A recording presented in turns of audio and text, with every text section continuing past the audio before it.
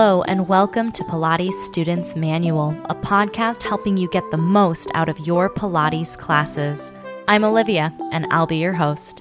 Join the conversation and share your thoughts on Instagram at Pilates Students Manual. You can support the podcast by visiting buymeacoffee.com/Olivia Podcasts. Let's learn something new.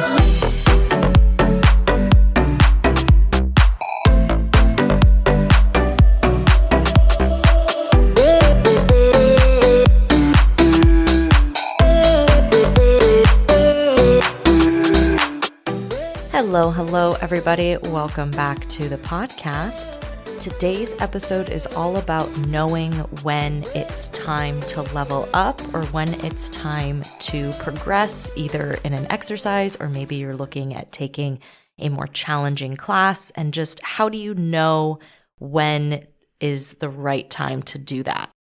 There's a lot of thoughts about this. It could be the number of classes. It could be an amount of time spent at a certain level. Do you even have to level up if you don't want to?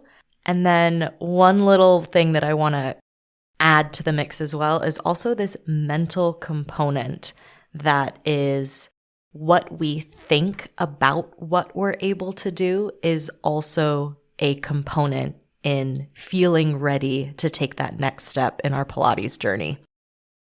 Some studios offer leveled classes where there is a beginner level class, an intermediate class, an advanced class. Not all studios do this. Some of them have mixed level classes where there's just options given to do more challenging things that you're not sure if you should take that option or not. And sometimes it is signing up for a class that is a different level. Every studio's different. What studios classify as beginning, intermediate, and advanced might be different depending on the studio. So the best source of information is going to be the teachers in the studio that you go to, and maybe having a conversation and saying, hey, I'm feeling this. Am I ready for this? Like, you can always get some input from your teachers or check in with the studio if they have protocols or policies. Some studios like Club Pilates offer classes at different levels, and to take the advanced class, we ask for instructor approval. So you do have a conversation with the teacher and say, do you think I'm ready for this class? And they will give you feedback on, yes, you totally are, or what they see that you might want to continue to work on before you take that class. That's Club Pilates. Again, studios have their own procedures for things, so check with them first. And I also just want to chime in and say that there's no judgment attached to the words beginner, intermediate, or advanced. I don't use those words in particular when I'm teaching because there is some kind of connotation about what it means, especially in terms of difficulty. You would think that, an advanced class is going to be really hard and then a beginner class would be really easy. But that's not what we're talking about in Pilates. And I mean, in some ways, yes, it is, but in other ways, no. I've shared on the podcast that there are multiple components to each exercise. There's always a strength component. There's always a coordination component or control component. And then there's a flexibility component as well. And that's like within the exercises, but for us as people, there's also a familiarity and comfort level that goes into this, that especially for equipment, if you're playing on the reformer, or if you're working on the chair, being familiar with how the apparatus works is a component that can help you progress in your practice. If you know where the straps are, if you know what the spring resistances are, if you know how to adjust the headrest and your foot bar, and you know where your station is, all of that familiarity goes towards helping you progress. Beginner classes are for beginners, not necessarily in terms of strength, coordination, and flexibility. You could be very strong and be a beginner in Pilates. Like, those things are not mutually exclusive. So some of it is about how to use that strength, flexibility, and coordination skills that you already have. And a lot of that comes with knowing the choreography, knowing the equipment, that familiarity and comfort with the exercises. So that's why we usually recommend that you start in a beginner class, even if you're already very strong doing other things, because there's a language of Pilates that we want you to learn. There's a way that the equipment works that we want you to learn. And that's part of being a beginner, is learning that as much as building your strength, getting more flexible, feeling more coordinated, improving balance, things like that. So those beginner classes in Club Pilates, they're called a 1.0 level class, are great as a beginner to Pilates, that you're a beginner in the Pilates world. Because intermediate, which in Club Pilates language is called a 1.5, is going to assume that you have some familiarity with what you're doing so that they can continue to challenge your strength and flexibility and coordination. And of course, in an intermediate class, you are going to be doing things that challenge those components more. So having the foundation that you built as a beginner is very important in terms of progressing. And for some people, that could be in 3 classes. You took 3 beginner classes and you're like, now I know how it all works. For most of us, that's not the case. I think Club Pilates' actual recommendation is that you take 30 classes at level 1, which everything's arbitrary. You could say it's 100 classes. You could say it's 10 classes. But there is an idea that you are learning more about yourself and about the equipment in those beginner classes versus just executing fancy things. Advanced classes then, which in Club Pilates speak are called a Flow 2.0, they are not only assuming that you are familiar with the equipment, they're assuming that you know how to make adjustments for yourself, that you know a bunch of exercises, and that you're able to execute them a lot faster. There's a lot less transition time as you progress in your practice. And even in mat Pilates, if you just do the mat exercises, you can do them in like 30 minutes. Like you can do them in less than 30 minutes if you're just executing them.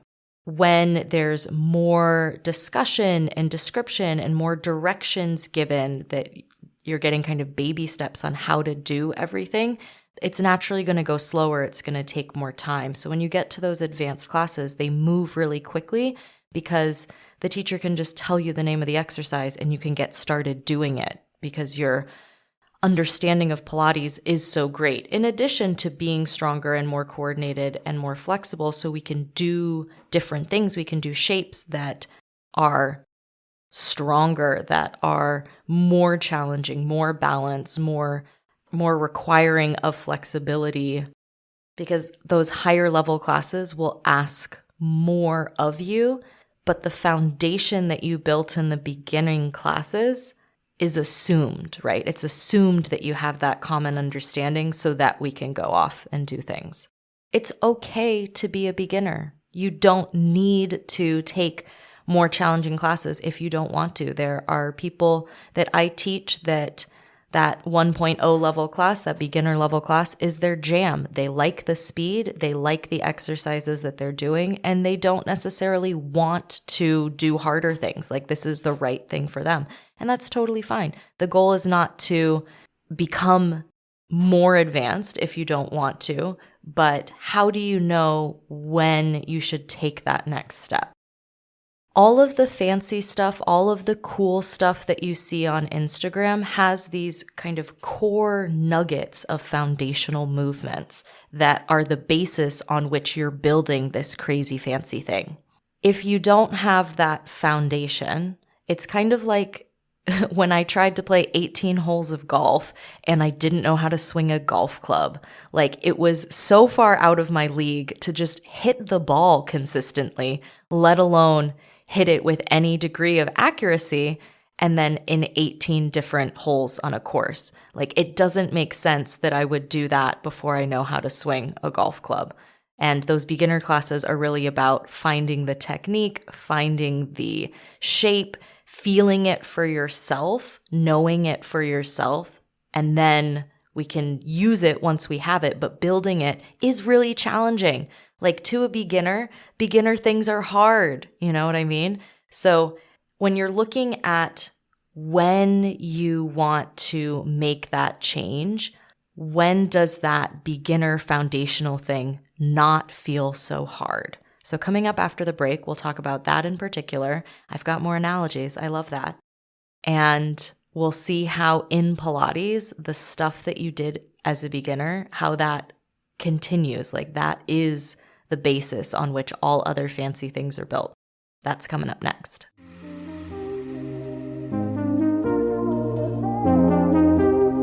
Hi there. Enjoying the podcast? Me too. Make sure you subscribe wherever you're listening so you get notified about new episodes. And visit buymeacoffee.com/Olivia Podcasts to support the show. There you can make a one-time donation or become a member with a donation of as little as $5 a month. Members get some awesome perks, including a shout out in the next episode, a monthly newsletter, a monthly Zoom call with me, and more. You can also visit links.oliviabioni.com/affiliate and check out some sweet deals on products I use and love. Now back to the show.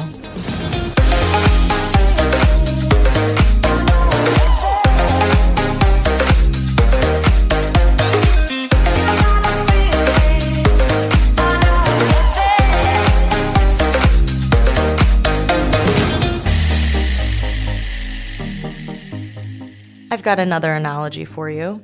The golf is one analogy, that you've got to swing a club before you can swing different types of clubs and be at different courses and know how to get balls from point A to point B. But I went to college and studied education. And one of the things we talked about in education is that around third grade, which is in the United States, you're about 8 years old in places that don't do grade levels like that. But you're about 8 years old, and there's a switch in school where you go from learning how to read to reading to learn. And you, before then, are talking about we recognize letters and the shapes of the letters and the sounds that letters make, and we do phonics and what sounds do letters make when you put them together. And you learn about sounding out words and sight words that you can't sound out, words like the, that's not t, h, eh, like you can't sound out the, it's just the. But when you get to about third grade, you just start being given books and paragraphs, and there's information in there, and it's expected that you know how to read it because everything is predicated on your ability to get information from those words on the page. And if you do not know how to read when that starts happening, you get left behind really quickly, because giving someone a book and says, hey, everything you need to know for the test or that we're going to be talking about is in here. If you don't know how to get that information out, like it doesn't matter. You need to know the letters and the words and how to read before you can read for information purposes. And feeling left behind, whether it's in school, as in this analogy, or in a Pilates class, is not an enjoyable feeling. When you are so out of your depth, it feels like you're drowning. It's not a fun time. So setting yourself up for success to feel successful in those more challenging, more advanced, however you want to describe them, classes where you're doing more things, you're doing them faster, the baseline knowledge is assumed that it's there.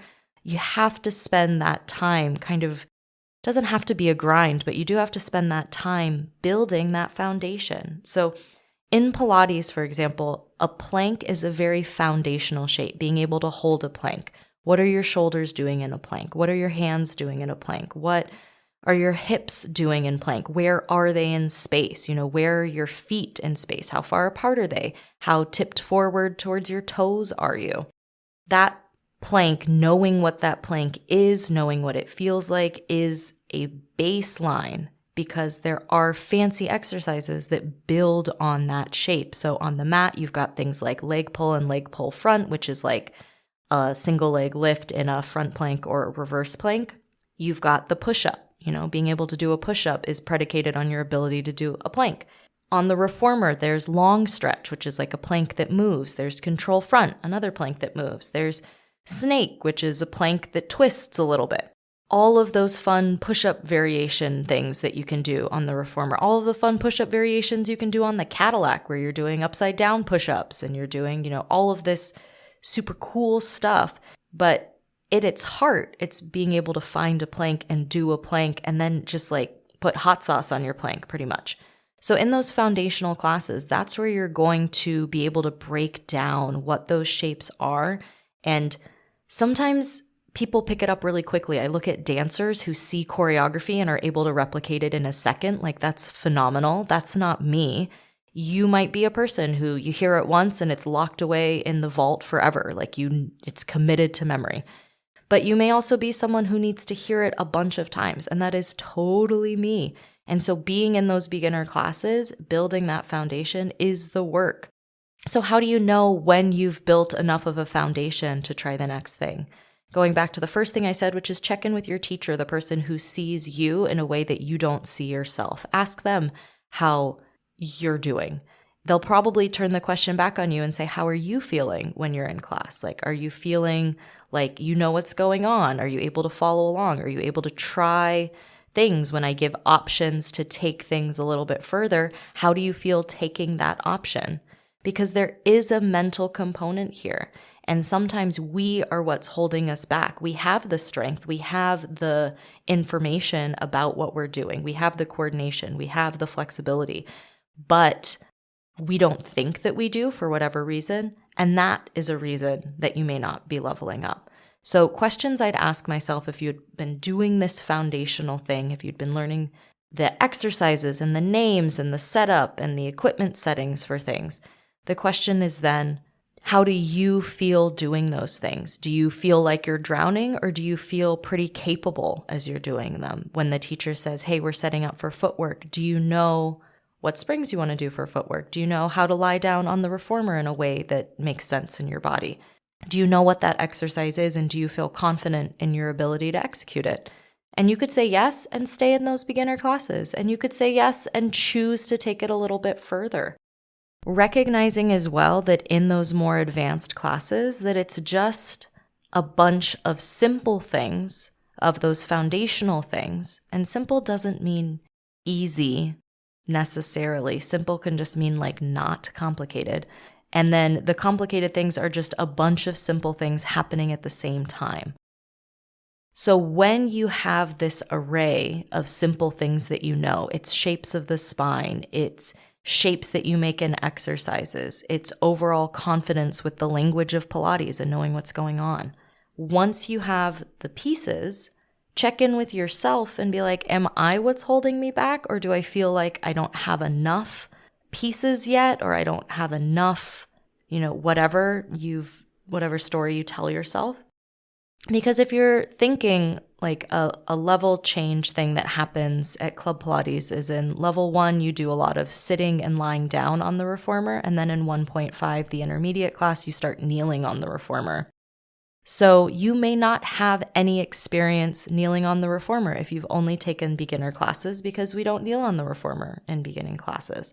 But you won't get better at kneeling on the reformer by not kneeling on the reformer, right? We only get better at what we practice. So if there's something and you're like, oh, well, I don't know how to do that, let yourself be a beginner in the intermediate class. Like, give yourself permission to not do things perfectly, to not know everything, to try something that is a little bit out of your comfort zone. We only get stronger through progressive overload by doing more than we've done before, either faster than we've done it before, or heavier than we've done it before, or however you're overloading yourself. Like, that's how we get stronger, is our body adapts to what we ask it to do. So if you are confident that you have the pieces, you've done the time, and you have the connections made in those simpler shapes, simpler movements, there should be nothing holding you back from trying that next super cool, harder thing. I always want to emphasize that it's progress over perfection. No Pilates teacher, no one in a Pilates class is expecting you to just execute everything perfectly and beautifully and gracefully. Both as a mover and as a teacher, my favorite thing is like the baby horse phase of a movement where you do it, but it's clunky and it's messy and you are choppy and clunky and like all of those things, because that's actually you learning. The perfect execution is not learning anymore. You know what I mean? Like there's some messiness that comes from learning, just like a kid learning how to walk. Like it's clunky, it's awkward, it's weird, but that's evidence that you are pushing yourself to do something that you couldn't do before. And it comes with practice, it comes with time, it comes with consistency. And there's no rush, there's no timeline to do the next thing. It's just if you want to do the next thing, making sure you have the building blocks to do it. Doing cool things is fun. Cool things means different things to different people. So if you want to take harder classes, make sure that you are set up for success. You're setting yourself up for success by having whatever prerequisites the studio's asking for. Sometimes there's a list. I know for level 2 classes at Club Pilates, there's a list like, can you hold a plank for a minute? Are you familiar with how to change the springs and what your spring settings are and these common exercises, all of that kind of stuff. So sometimes there are some prerequisites, and if you check those boxes, like there's nothing stopping you from trying that thing. I always let the teacher know, hey, I'm trying this class, but I also don't want you to be scared of trying a new thing. Like this is Pilates, this is a largely fun thing. It's pretty low stakes. And you can do more than you think a lot of the time. So I think it's nice to get that external check-in from a teacher. A little bit of an update from me. I'm going to be taking a summer break for at least the month of July. I know this episode came out in July, but for the rest of July, potentially for the rest of August, there's a course that I'm working on that I just need a little bit of extra time to make sure that I finish it and that that's taken care of. And I will be back in September, certainly, if not sooner, with more episodes. There will be more up-to-date information on Instagram. But I did want to give you a heads up that I'm taking a little summer hiatus. Huge thank you to all the supporters on the podcast, including newest member Rebecca. Thanks so much for joining this project, and I hope that we can connect in a coffee chat soon. I hope you have a great few weeks. I hope you have a great summer if it's summer where you are, or winter if it's winter where you are. Have a great few weeks, and I'll talk to you again soon.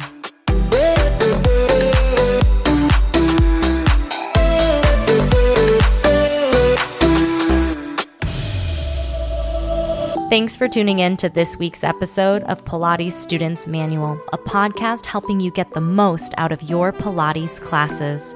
Be sure to check out the podcast Instagram at Pilates Students Manual and subscribe wherever you're listening. Interested in teaching Pilates too? Check out Pilates Teacher's Manual, available everywhere you listen to podcasts. I hope to see you next episode. Until next time.